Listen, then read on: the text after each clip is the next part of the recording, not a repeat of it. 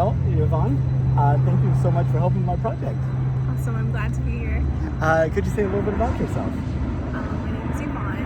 I'm currently a student at American Public University. I'm pursuing a degree in space policy. Become a space analyst in the future.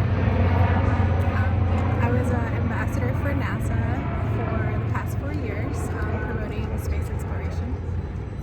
This was the JPL Ambassadors Program. Yes. And you said you went to like schools and you talked to students and all this. Yes, I partnered with a variety of museums. I've partnered with city governments and also educators, libraries, and also businesses. Collaborated with them to create workshops and events to promote space exploration and share the advancements that NASA has brought to us. And so I'm thinking about applying to the JPL Ambassadors Program. And one of the parts that kind of gives me a little hesitancy is who to approach, how to approach them to actually go out and share the message. I was wondering if maybe you could talk about what worked for you. Okay. What worked for me, I actually had a mentor who was the director of education for the San Diego Air and Space Museum, and he actually recommended that I apply for the program since I was very interested in space. But you can apply online. There's a there's a website dedicated for the Solar System Ambassadors Program, and it's really easy and simple, and if you need my help, I can definitely help you with filling that out. Yeah, and I mean, right now I know at the end of September is the deadline for this. They like do an annual type of sign up, and it seems to be every September, I think, is like when they put the call out for ambassadors. Well, yes, and then it's a 4-year term that you'd be agreeing to put on events to help share the importance of space.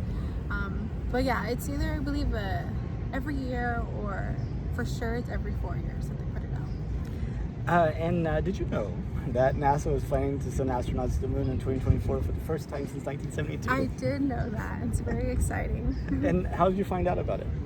I believe I went to, when I visited NASA, what's great about the Solar System Ambassador Program is that they offer opportunities for you to visit NASA, and I was able to do that with JPL. I visited in Pasadena. In Pasadena. Wow. I was able to visit. It was a group tour for all the Solar System ambassadors, and there were several talks, and one of them was for Artemis. So that was awesome. Oh, when was that? Like what year?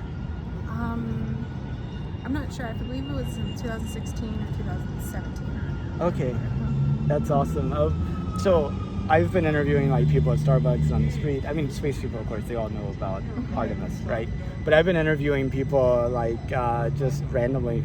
And do you know what percentage of them don't know we're going to the moon? No, what's the percentage? Like 80%. Oh my gosh, that's crazy. Yeah. So yeah. Well, what do you think about us going back to the moon in 2024? I believe we need to. It's vital for the human race to continue exploring. The research, there's a lot more research that needs to be done, especially on the moon, and how we can figure out how to take our technology further past the moon and then beyond, hopefully one day Mars. But yeah, I think it's important that we go back. Only around 500 and something people have been to space out of 7 billion people, and I think that's an alarming viewpoint, and that we need to expand on. And going to the moon will definitely help us expand and further our research that will enable us to take us beyond. So where do you see humanity going in like 500 years? In 500 years, I would say that we've already kind of we've already perfected interstellar travel. I imagine that we will have a galactic senate, and that we will be in contact with multiple civilizations across the multiverse. In the 500 years, I believe that the human race will have multiple space stations beyond our solar system, and that it will just be a common place. I think that we will be able to travel to multiple planets that are Earth-like, and we've already settled within 500 years. I feel that we would already be settling on other planets, and we would have multiple space stations, and I would say everyone in 500 years would have access to their own spaceship.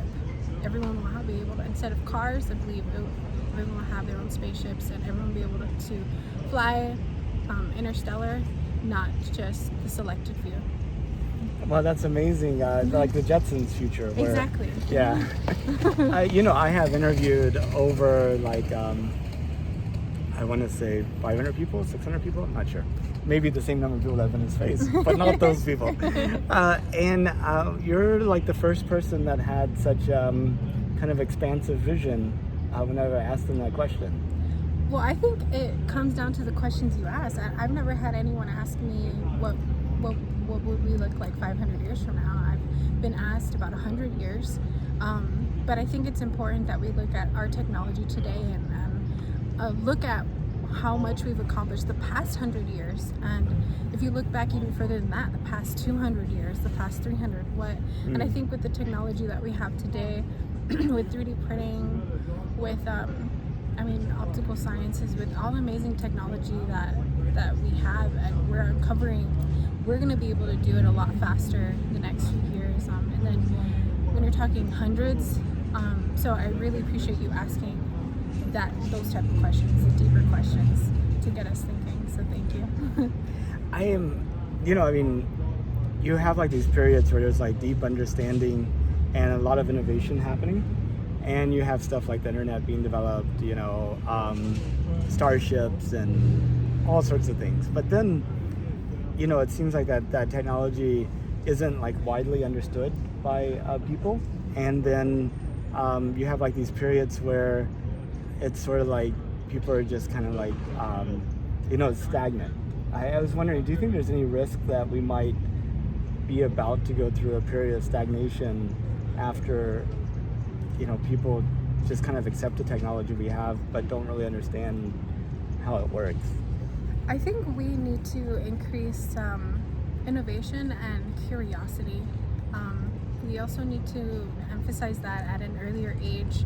I think the education in the primary education system really needs to draw to what we've been able to do in the past, and look at just the amazing accomplishments that the human race has done as a whole, not just, it's just what America has done. It's what we've done collectively. Doesn't matter what country you're from, when we all put together our resources, we're able to do amazing things. And I think the future is definitely going to depend on international cooperation. But if we somehow further our global connection with one another and further awareness of the technologies that we're using, then I think a lot more people would be grateful. I think if everyone even knew if their memory foam, that the bed that they sleep on every night has a lot to do, or we have to be grateful for NASA for inventing that. That's something small, but we take for granted, but something that we love every day, is our bed, and our cell phones. But look at the advancements of cell phones and what has happened over the past 20 years. So I definitely, I believe that we have so much to accomplish, that we just need more people we need to create more spaces that would allow new ideas, and also we need to create spaces that bring generations together, because I think in order to go further, we have to connect our abilities, maybe with the older generation, the younger generation, and all backgrounds, despite what economic status you come from. Absolutely. Yeah, it's really amazing to think about. If it was safe and affordable, would you go to space? Oh, definitely. I believe that's the future. When you look at it from a small perspective, actually a big perspective that we have to remember that we are on a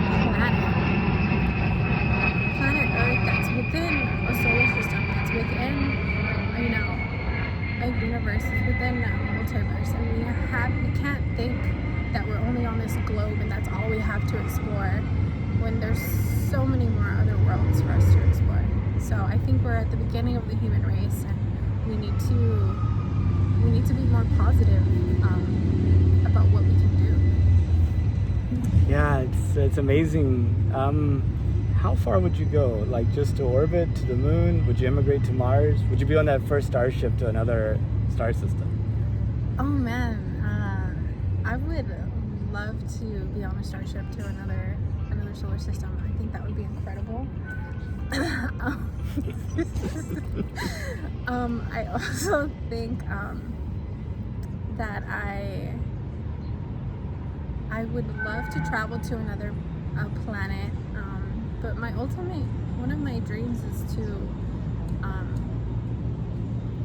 I don't know, I have this calling. I feel like there's other planets who need our help. I feel like there's other planets that civilizations might be in slavery. For some reason, I have that weird feeling, but I want to help more people in the galaxy.